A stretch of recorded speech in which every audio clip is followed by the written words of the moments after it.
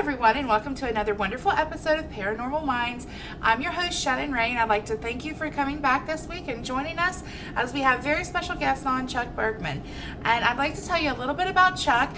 Chuck is a retired Salem, Massachusetts police officer. He is a third-generation medium and recalls being able to communicate with the other side since the age of 6. He has spent many years in development circles, learning meditation techniques that have helped him to fine-tune his gift. He has completed classes in psychic mediumship, advanced mediumships, and Reiki. He just finished his second book, which chronicles his life. And without further ado, I'd like to welcome Chuck. How are you doing, Chuck?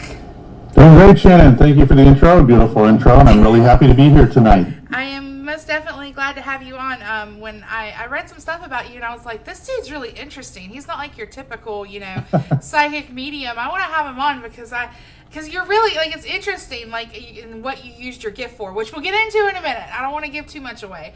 But I do want to start by asking you, you started noticing that you had abilities and stuff at the age of 6. How did that, affect you? How did you come into owning that?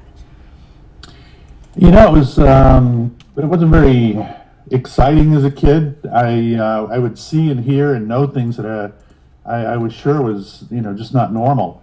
And I didn't know it until after my mom had passed away, because I would be going to my mom and saying, hey, I'm seeing a spirit, or I'm hearing a voice, or something like this.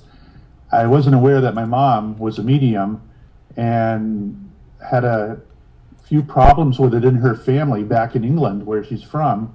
So she discouraged me from actually doing this stuff. And it wasn't until years after she'd passed away that I learned through other relatives that my mom was a medium. Now, as a kid, I can only speculate on this, but as a kid, when it started, Chuck, did it scare you? It did. Looking back at my youth, it seems like every night was terrifying in a way. It was, seeing people moving in the closet, or, a hand coming up from underneath the bed, or it seemed like there was constant, what's the right word, terror coming from different things I'd be seeing, and then finally I'd go off to sleep. Probably a lot of kids will go through certain things like that, but for me it just seemed like it was excessive. How's that? Yeah, absolutely. Now, did you live in a house that was haunted or had activity, or were these things just kind of drawn to you as like a magnet is almost? I think they were drawn to me, and I've also got a feeling that, when we look at the number of spirits that are out there and are occupying space here on Earth, to me, I have a feeling almost every place is haunted. I don't think there's any rhyme or reason to it. I have a feeling that, no matter where you live, there are spirits from in there at one point or another. Yeah, and I kind of would agree with that, and I think spirits kind of come and go. Before we get more deep into your abilities and the things that you've done in the books, I kind of video snatched a video from your website, and I want to play that for the viewers so they can kind of get a little bit of a better idea about you, and then we'll kind of start going into what you do as Chuck. All right, sounds great. All right, and we'll be right back, and here's the video, guys. Enjoy it.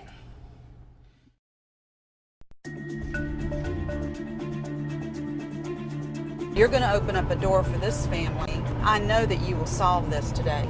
He's not alive. I don't want to get too graphic. I'm literally seeing like a fillet knife. I think this would be the means. I think this is what happened. Did you have cadaver dogs? Yes, I did. Did they sniff positive anywhere? The dogs alerted where you're standing at. I feel like my whole face is, the blood is being drawn out of my face for some reason. This is where it all ends. A lot of things that he told us, nobody should have known about it. You hit it right on the head. Yes, that's what happened here.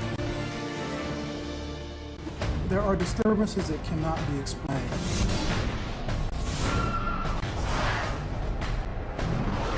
I can see and hear things that other people can't. I think he was drowned in here and pulled out.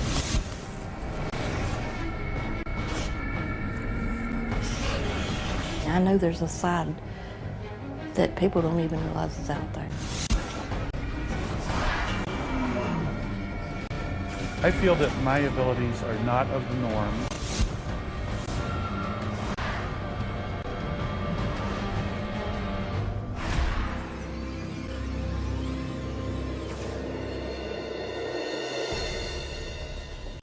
When I was around 5 years old, I recall playing in the backyard, and I had made a police badge out of tinfoil, and I was trying to take this badge and pin it onto my shirt, and the badge kept falling off my shirt. After getting frustrated with this for a while, I heard a man's voice come into my head very clearly say, "That's okay, Chuck. One day you'll have a real badge." And I do remember probably 20 years later pinning on a real badge and remembering that voice. At the age of 30, I started receiving information about people passing over. I would know the time of day. I would know male or female. I would know whether they were connected to our family or not. It was very unexplainable. I had no idea why this would happen to me, why I would get the information.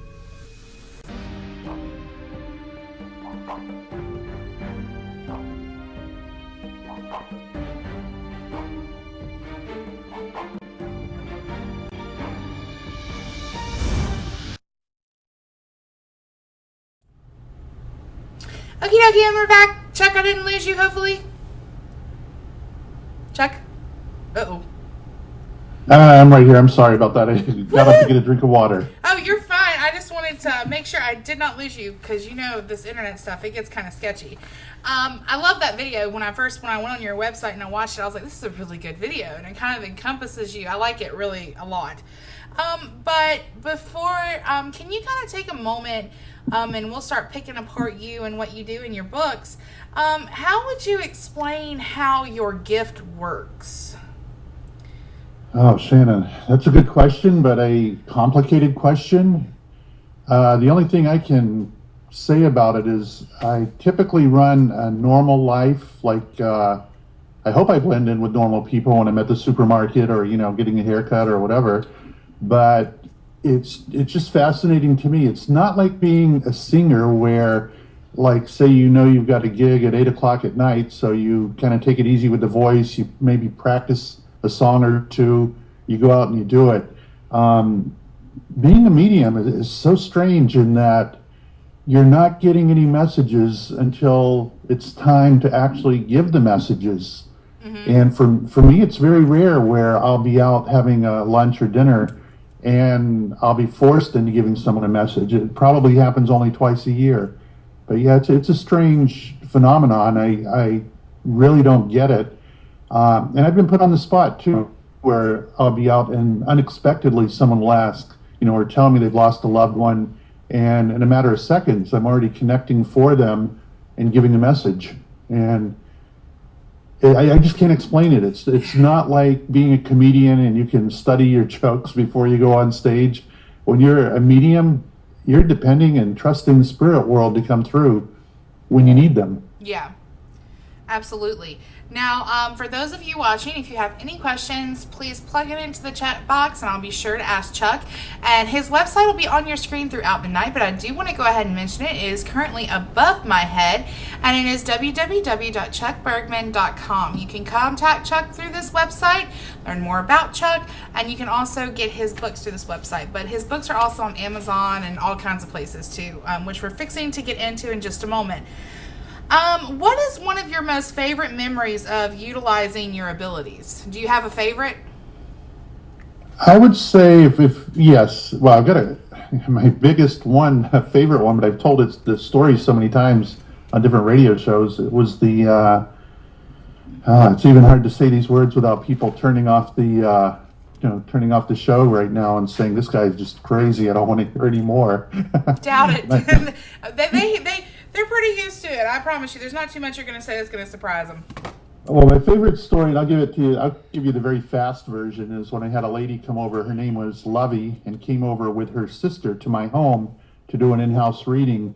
And the two of them sit in front of me, and as I'm looking at them, I happen to turn my head to the right, and what should have been an empty sofa now has three people, in the room.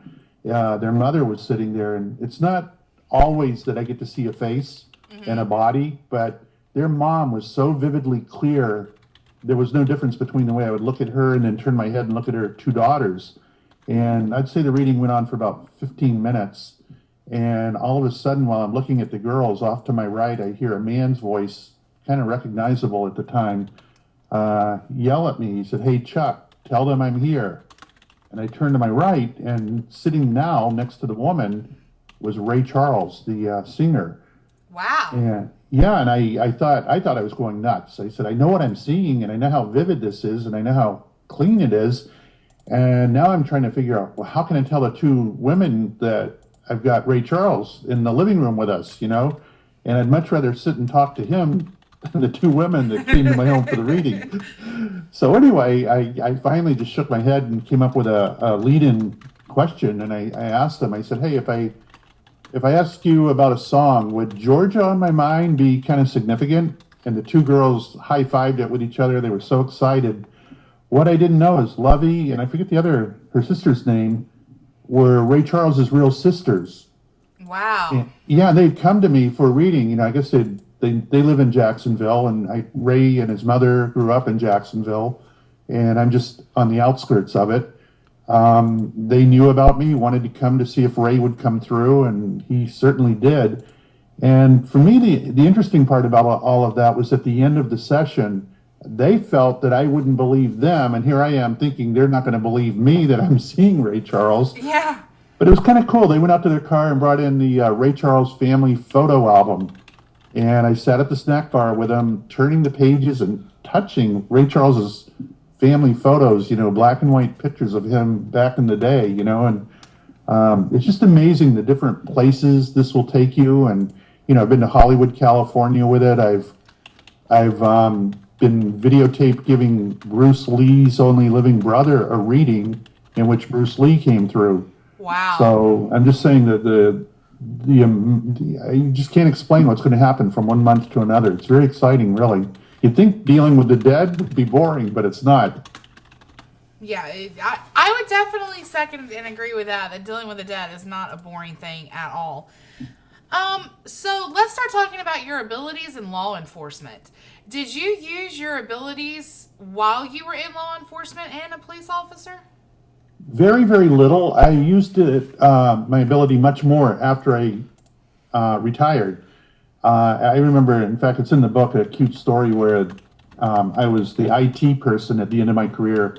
I handled all the computers, you know, in a new police station, which was a lot of fun for me. And at one point, the police chief called me into his office. And when I walked in the door, I kind of felt I was going to be in a little bit of hot water because on his computer monitor, sitting behind him, was the James Van Praagh website, of which I'm a practitioner on that website. So I felt someone had ratted me out and let the chief know what I was doing. And it was very funny the way he looked at me and said, you know, I think we've got a problem here. You're carrying a gun and you're hearing voices. He said the two don't go together. So it was kind of cool. And in the book, I quoted him word for word where I said, well, Chief, just take your right hand, put it on your left arm, up on the shoulder. The police patch in Salem is that of a witch riding on a broomstick. Huh. I said, so if you, I said, you know, here you are condemning me for what I'm doing, yet look at the city that we're in and, and you know, give it a second thought.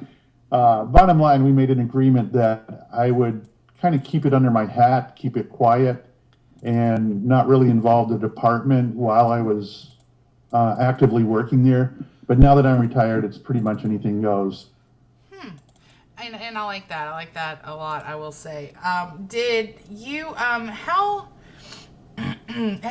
when you kind of exposed your abilities, I'm trying to reword this question, when you kind of exposed your abilities, you know, and talked about them, did people start treating you differently, especially like law enforcement people? Because I know people in law enforcement can be so skeptical and so concrete, you know. Did anyone start treating you differently or looking at you differently?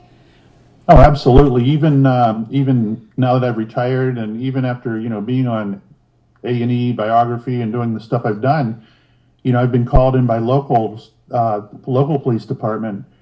And if I could run the scenario by, I'm not going to do that now, it's too lengthy, but where we had a missing girl locally that made national news, and the family only lived 8 miles away, I gave the mother a reading on day number 2 of the child's disappearance.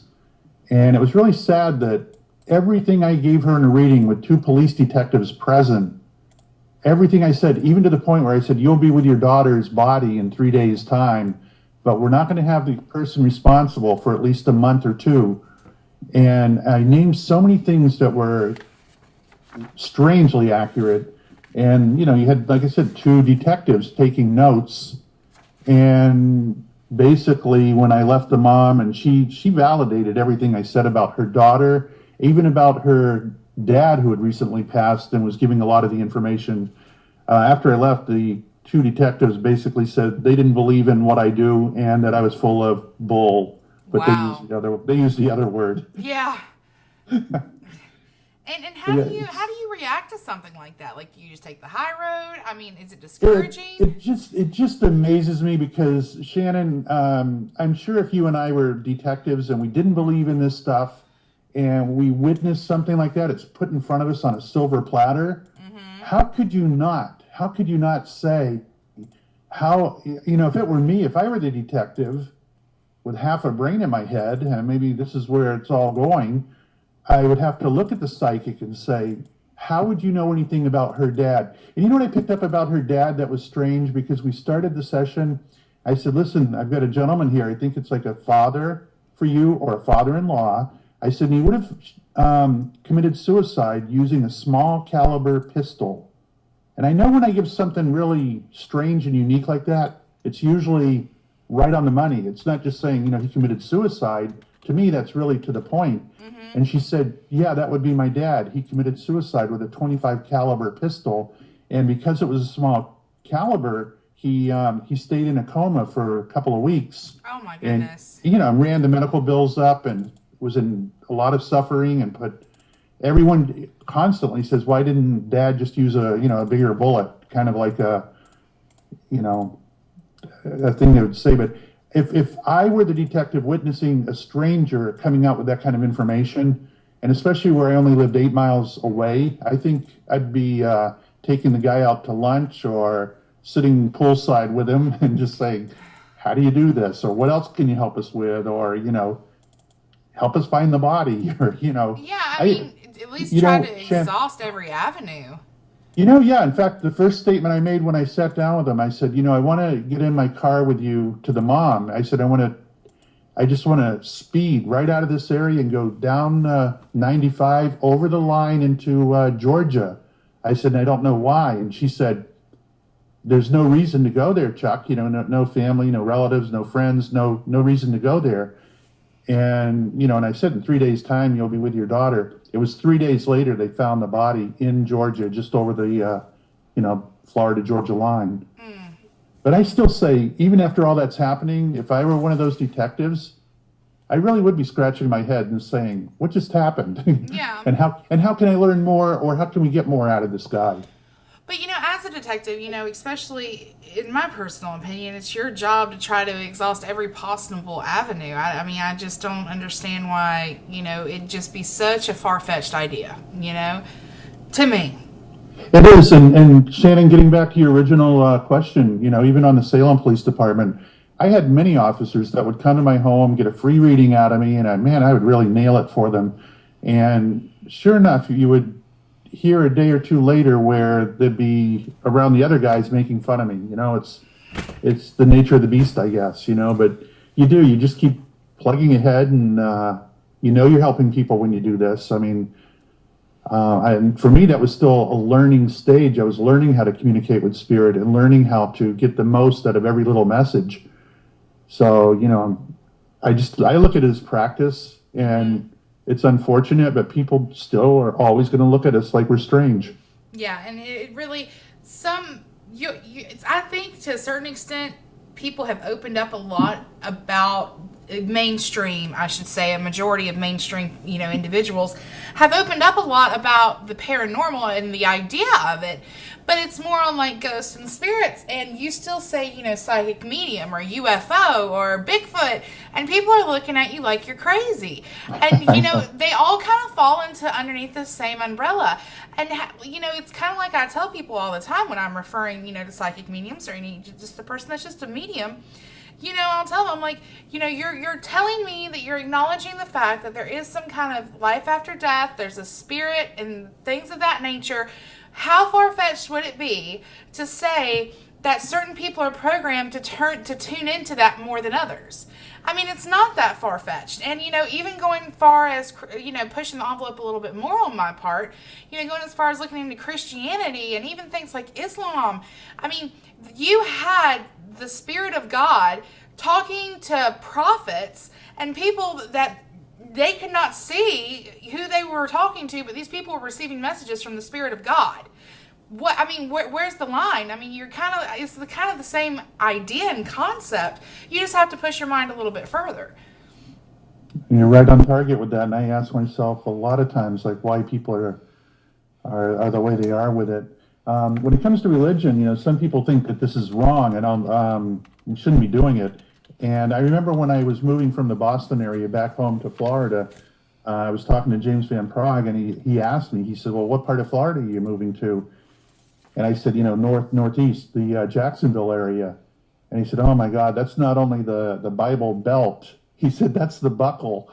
Yeah. And those were his, and at first I didn't get the joke. And then when I got it, I thought, I hope I'm not going to run into problems.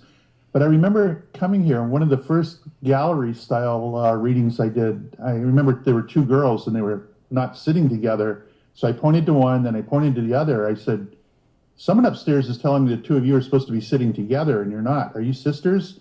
And they said, yes. So I had them sit side by side. And I remember the story when I said, I don't know what your dad did when he was here, but whoever he worked for was a real hard ass. I hope I can say that. Yeah, you're fine. Okay. just try not to make it every other sentence, but you're fine right now. I won't. I said, he's telling me that the guy he worked for made him work holidays and called him away from Christmas, away from the dinner table at Christmas time and stuff like this. So the day your dad crossed, he knocked on the door of the big guy that was already on the other side before him and said, hey, you owe me a dinner. And I said, girls, I want you to know that Dad collected. I said, you know what that story's all about? And they said, yeah, Dad was a preacher at the biggest church in this community. And he had a running joke with us that the church would call him away constantly, either Christmas, Thanksgiving dinner, birthday parties. The church always came first with Dad, and Dad had to help, the parishioners before he could, take care of himself and family. And he always had that running joke with us. The day I die, I'm going to go to God's house and tell him that he owes me a dinner. Wow. And how bizarre is that I'm saying he collected the dinner, not knowing what I'm talking about, when I said this to the young girls. And it also made me feel like if he were that close to God and did collect the dinner, and this were wrong, we shouldn't be doing it, I think he would have said for me to stop doing it, tell his daughters to get out of there, and never do it again. Yeah. So I guess we had Dad's approval, or he wouldn't have given that kind of message. Yeah, and I agree with that. It's like, because I'm a paranormal investigator, and it's like, I don't have any kind of abilities. I'm going to tell you, you'd have to hit me with a bat for me to feel anything. I'm just going to go ahead and let you know. But, it's like I tell people, because I am from Georgia, and it is a constant thing I battle with, people looking at me like I'm crazy. And it's like I tell everybody, and I've even told my family, certain people in my family this, you don't have to believe me. You don't have to think, you can think what I do silly. You don't have to believe a thing. You can laugh at me. It doesn't matter. But if one day comes and you need my help, I'm going to be there. And then you're going to understand why I do what I do. And that, to me, is really what it's about. I don't think anybody in this field has to have some kind of vindication or validation from anybody else. So, you just kind of have to go with it. You really do. And I admire the work you're doing, too. I've had a little experience with paranormal investigating. In fact, it happened to me early on in this, when I didn't realize I could even do what I'm doing now. And I find it very interesting. The only thing I'm down on are some of the shows. I feel they're under pressure. They've got a budget to work with. They've got equipment. They've got people to work with. They've got, a lot of issues. And it's not that often that I see anything on television that's really convincing me, I guess. So yeah. I'd like to see something a little more convincing than I know the spirits are out there. I know they can be captured.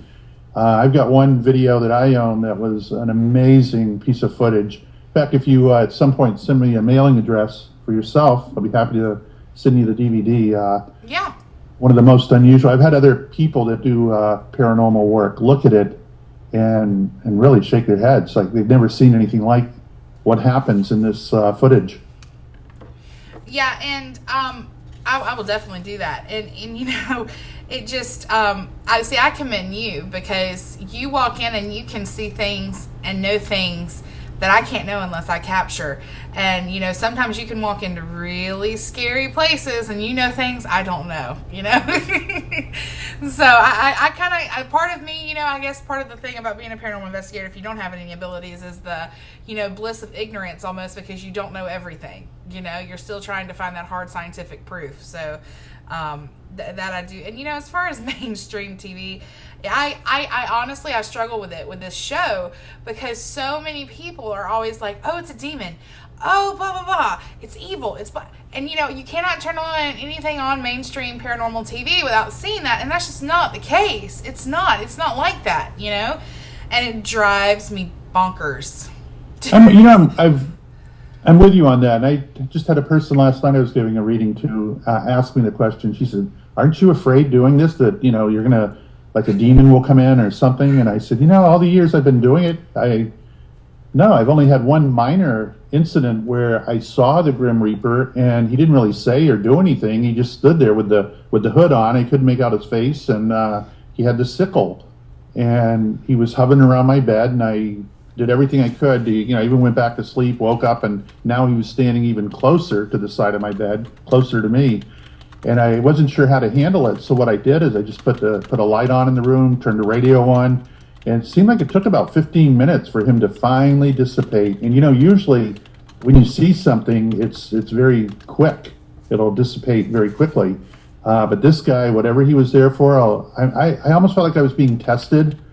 And I just let him know. I said, you know, you're not of the white light. I really don't want anything to do with you, and I'm not going to even try to communicate with you, so you may as well leave. And finally he did. And I felt it was a test that, you know, when I run into something like that, I don't fear it, and I certainly don't encourage it, but I'll do all I can to make it difficult for that entity to do anything around me. Yeah. Now, let's go ahead, because I want to break into your books. I want to start with the Everything Guide to Evidence of the Afterlife. Can you kind of take a moment to explain the contents of this book? Yeah, that's a part of the Everything series, the Everything Guide. And I forget how many everything topics they have out there. But a few years ago, they contacted me and asked me if I would, you know, do a factual book on spirit communication. So I teamed up with a friend of mine, Joe Higgins, who's also a medium and has written a couple of books. He had, I think at that point, one book under his belt. So we worked on it together. And to me, it's a little harder to read. It's more factual and gets really into religion and gets into quantum physics and stuff like that. To me, it's just not where I want to be with it. It's just like some people I talk to talk way over my head about this stuff. And I look at it from a practical side. I look at it, it's either your mom or my mom or dad or a child or a lover or whatever who left the body and now they want to say hello. I try to keep it on a simple ground. So, you know, but if you're a person who needs convincing and data and proof, I'd say that's a pretty good book to read. If you want more stories and adventures and growth that I went through doing all this, then you'd want to go with the Psychic Cop book. Yeah, the Psychic Cop, which is the one that we're going to get into next, and I saved that for last because I liked it bestest. So I do want to ask a couple of questions about, you know, the factual stuff within the books, because a lot of times, you know, you have to have kind of the factual scientific stuff when it comes to especially like these crazy hardcore skeptics. Are heaven and hell, you know, actualities, or, you know, how would you even go about breaking that down as a medium as far as heaven and hell go, in religious aspects about which religion even has the right idea painted? I guess the relevancy for me, the hard thing to understand is hell is upward, not downward. Like we refer to hell as being downward. I've done readings for people where, like, say their son has been put to death by the state for committing, murder or whatever. I'll go into a reading like that. Typically, those people will come to my home, and I have no idea what's going on before they even get here. So my point with that is, they'll sit down, and I'll say right away, wow, what a low vibration on your son or daughter, and I feel that your child is not with the others. There's a separation that I feel. I feel their lower vibration. They're much lower, and with time they have to work their way up to the vibration if they want to be with in the place where everyone else is. So there's really something to that as far as I'm feeling lower and higher. Another thing I can sometimes pick up on, I'll be talking to a person and just say it's a dad or a mom. I'll kind of know how long they've been on the other side by a feel of how high they've ascended to. So there really is something to the ladder, and I think the better you are here, the higher our ladder you go up and then jump into the correct level without having to be in the lower spots, without being in the lower vibration. Mm-hmm. So, in general, you say like when you pass, you're going like on this ladder. Where's the essential question? Where do you go when you die? You're going on this ladder. Do you stay around? Is all of these spirits able to be contacted and pulled even through psychic mediums? How does the whole afterlife thing work, essentially? I always talk from experience, different things that have happened to me, and I'll never forget the day I was giving a phone reading to a woman, and her husband, who had passed, was so well known. He's been profiled on 60 Minutes several times. So when I found out I was doing a reading for this lady on a Sunday evening, I thought, well, I already know a little bit about her husband, so it's going to be kind of easy for me. But as soon as we started the reading, I said, no, I've got a younger male. He's about 25 years old. I see facial hair on him, and I gave his name, and we went on and on and on. And I was trying to give messages to her, and she kept saying, no, that's not him, that's not him, that's not him. So anyway, I decided that we would postpone the reading. We'd do it a week later. I exited my office, which is in the far end of my home, and in my living room, I had probably 15 family members, and I knew something was up. And then I found out that my niece's fiance had died about 6 hours earlier in a four-wheeler type accident. And I'd only met that guy maybe once, and I knew his name, and I liked the guy when I met him the once. But it's amazing that he died that afternoon, and then spent that whole evening trying to get me to give messages back. And he wasn't direct enough. He couldn't say, hey, why don't you get this to my my fiance. He would give me his name and what he liked to do, and different things like that. But it was like a puzzle. I couldn't really tell where he fit, but it was kind of odd that I was kind of messed up with that whole scenario. And then when I walked in the living room, and everything fell into place. So it seems to me like we can hang around for a little while once we first exit the body. But typically what I get a report on is there'll be several other spirits on the other side known to us that will float us right on up to the proper place.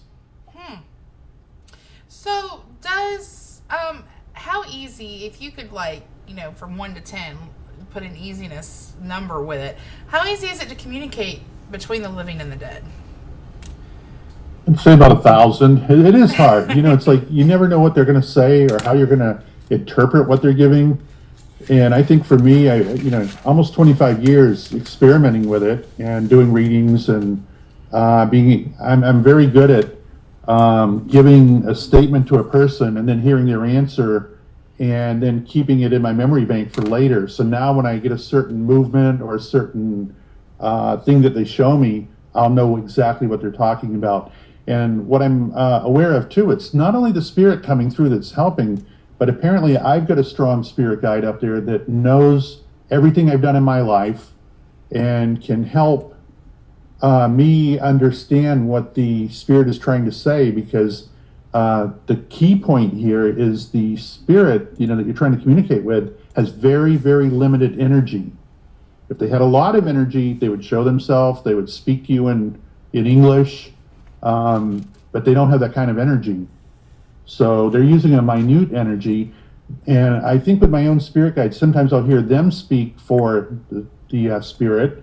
And sometimes I look at it, our brain is like a hard drive.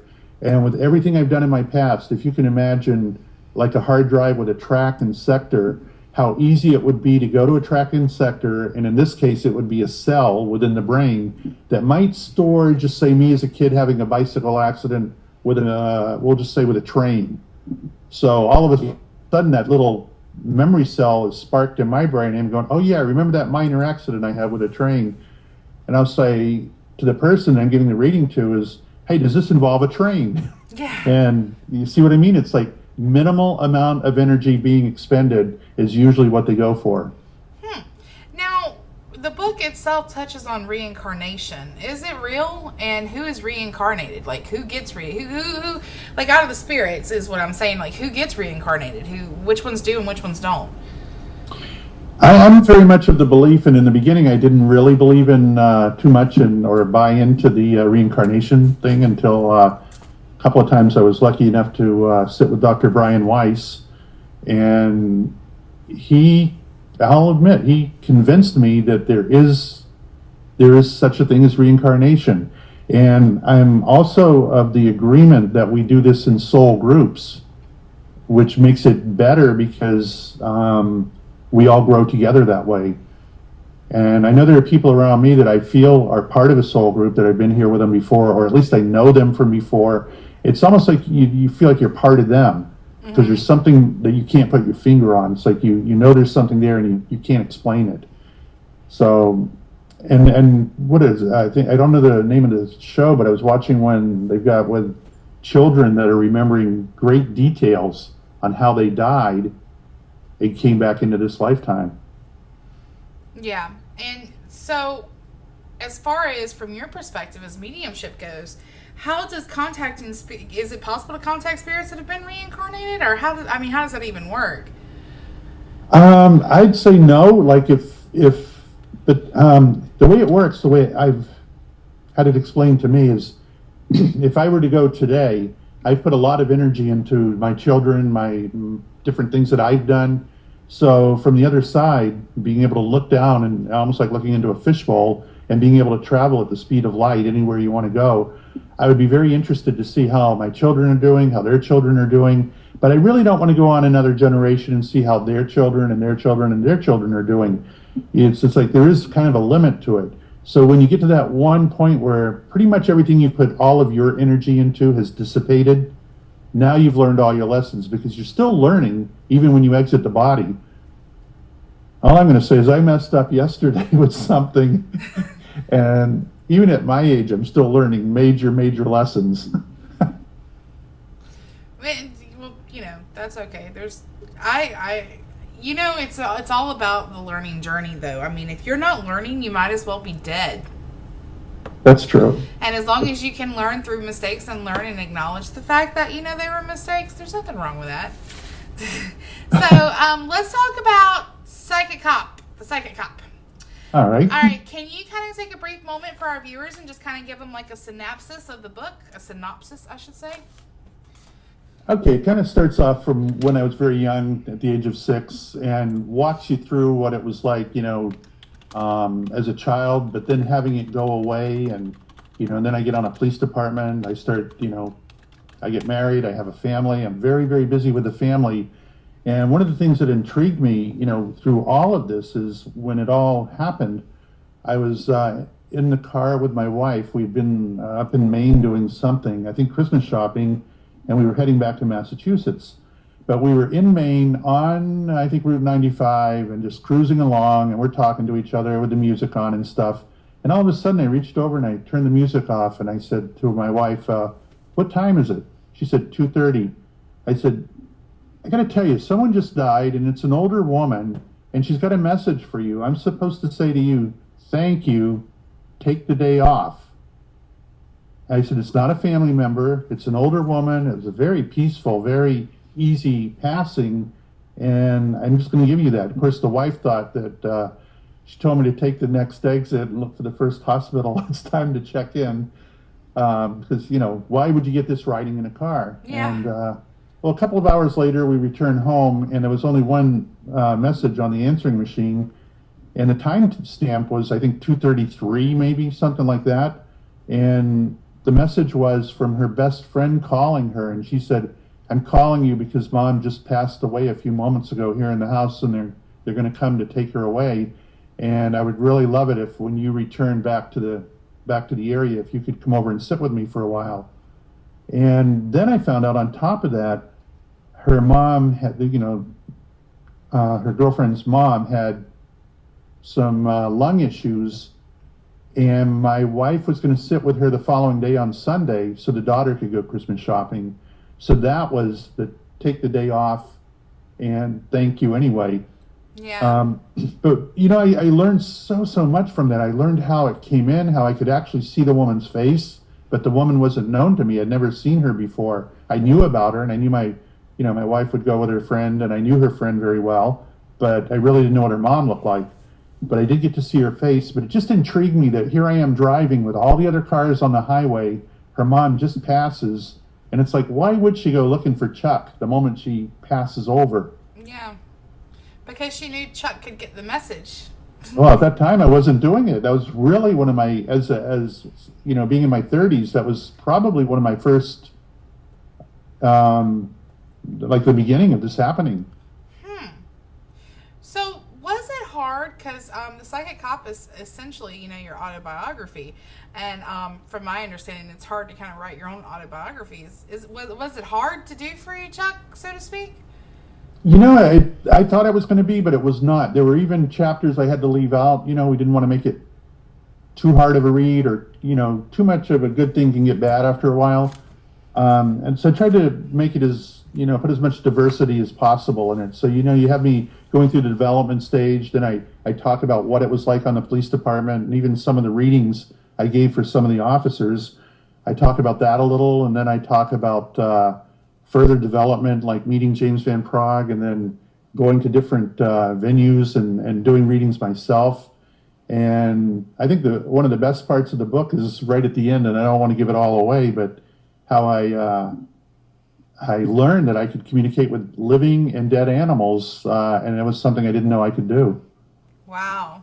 And that can be a tricky thing, I'm sure. In this case, I'll give the story because it's that intriguing. The wife and I went to a local horse club and did barrel racing and stuff like that. I did a little of the barrel racing. It wasn't what I'd call very fast. Yeah. But I just enjoyed the company and the horse and all of that stuff. So one of the ladies there that I had given a couple of readings to called me over. I was walking by her, and she said, "Hey, Chuck, my horse has been giving me a lot of problems. Are you able to do that thing you do and, tell me why my horse is acting out?" I said, "Gee, I don't know, but I'll give it a try." And, since I knew a little bit about riding, I took the horse, by the lead line, walked it around away from everyone. I would say I was only about 100 feet out when I heard the horse mentally say to me, it came in like Mr. Ed, the talking horse. And I literally heard him say, "I know I'm in trouble for biting. And I almost dropped the lead line and took off the other way running. So I said, "Yeah, I think you are in trouble for that." And I thought, let me carry the conversation on and see if I can get something out of the horse. And what I wanted was proof that I'm really connecting with the horse. And it wasn't my own imagination. So I said, "Yeah, and I think you're going to have to move on to a new home. And, you may not like it there. It might be dirty and cramped, and, they're not going to take care of you." And I said, "So why are you acting out?" And he said, "I don't know where I fit." And at that moment, I saw a little video of him being born, the mother giving birth to him, and the mother dying, giving birth. So now I'm thinking like, well, at least I got something to work with when I go back and talk to the owner. I said, "Yeah," I said, "but that doesn't explain why when you come here, you really, you go berserk, and, your owner's had enough of it."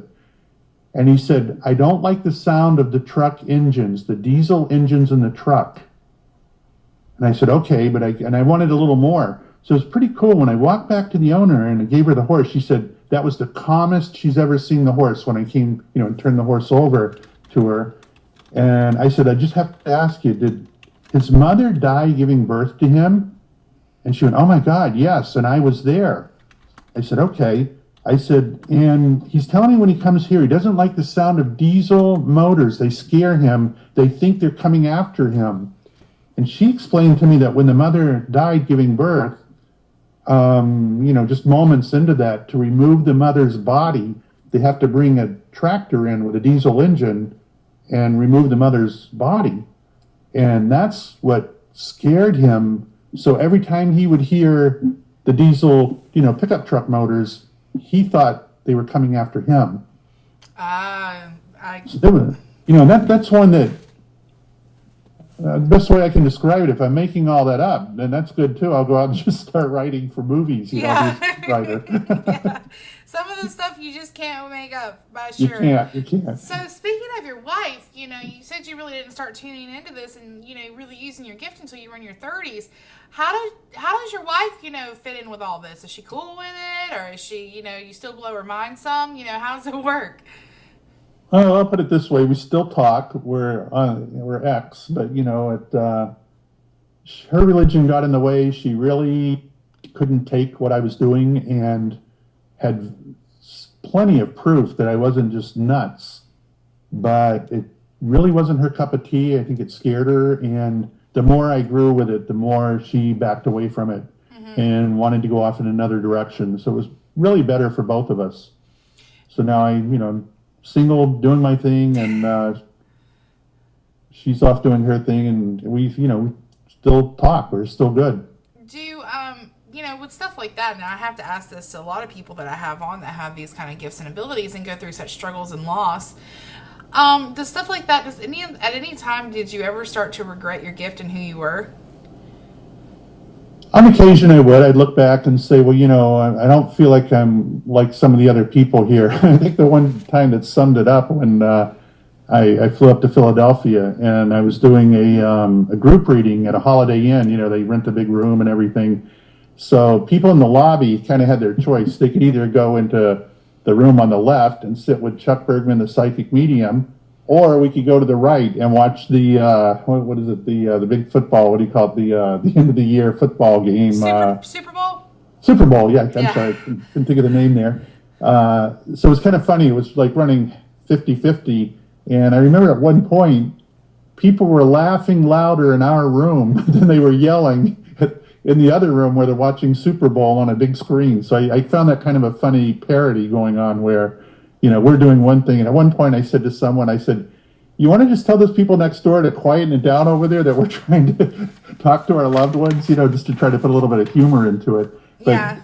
My point was the room, you would think that going to do something like hear from a loved one would be morbid and scary and all that, but it's just the opposite. It's party time. It's fun. Yeah, and it to me, it's like something that you're programmed to do on the inside. Like, you can't help it, and if you're not doing it, you're not complete. So we do have just a little bit longer, so I do want to go ahead and talk about your future plans.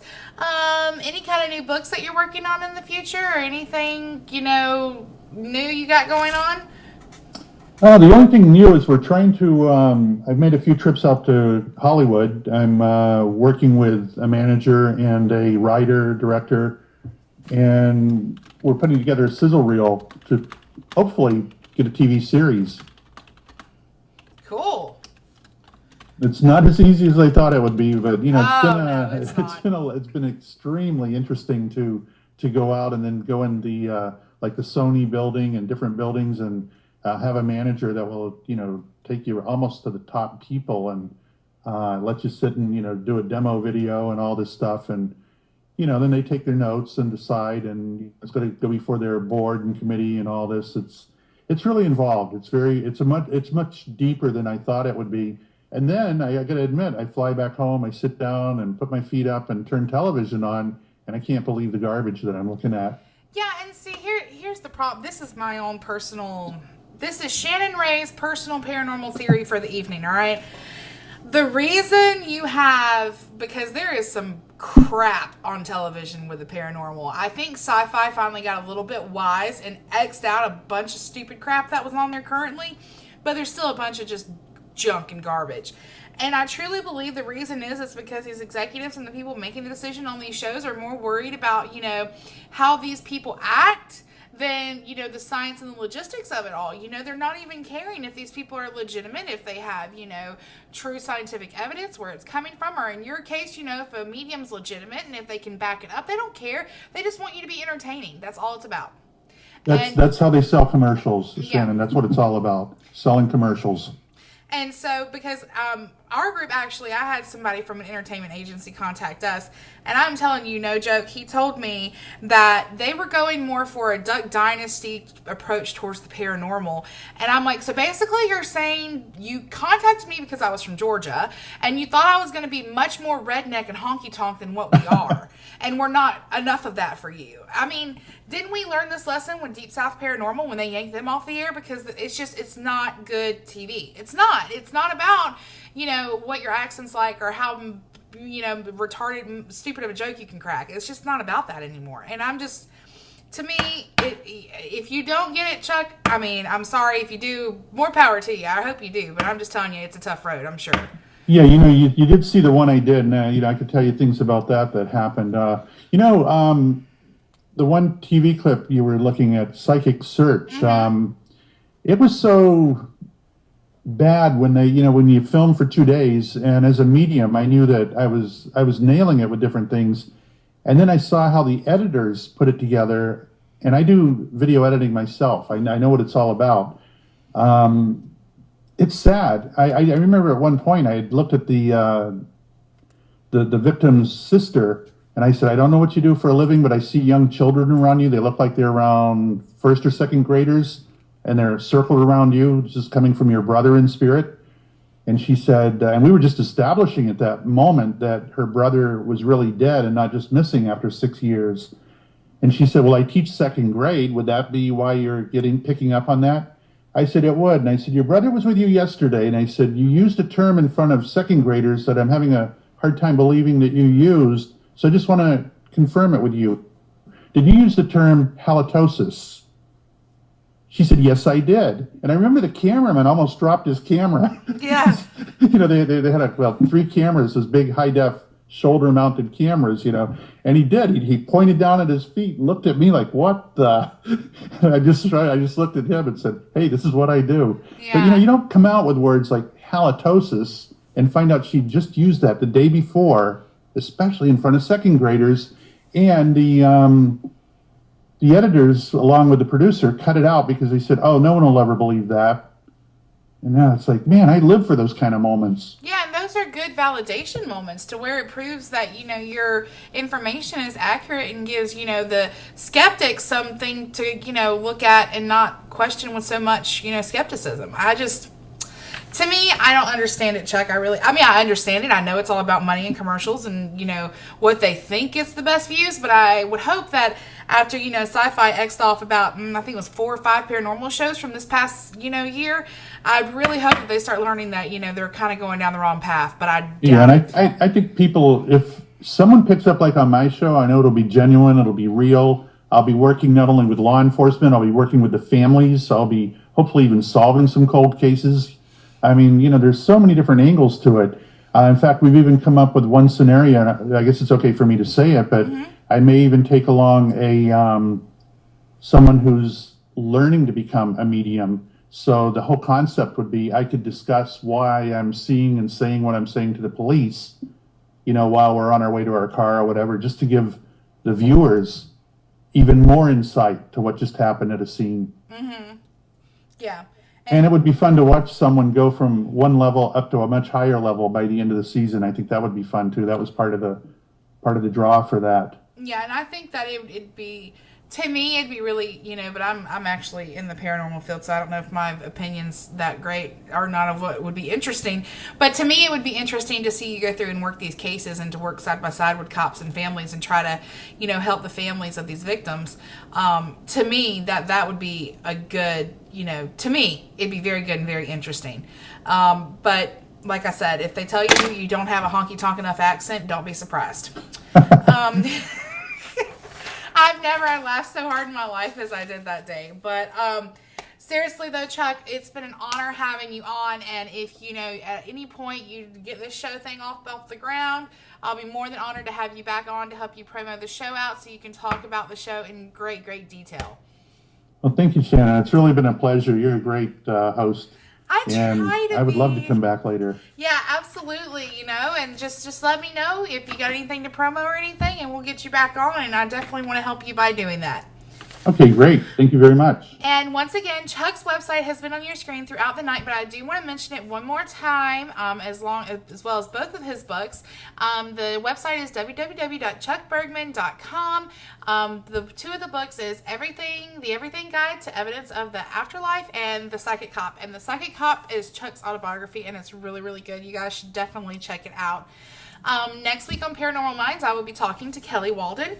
She will be with me, and we will be talking about dreams and dissecting them. So be sure to tune in and shoot your questions about dreams and any kind of weird dreams you've had. I'm sure she's going to pick them apart, and I'm going to love it and be totally fascinated. Once again, Chuck, thank you so much for being on. You've been awesome. I greatly appreciate it. My pleasure. Thank you. All right, everyone. Well, you guys have a great week. I'll see you back here, same time, same place. Don't forget to tune in next Tuesday. See you guys. Bye.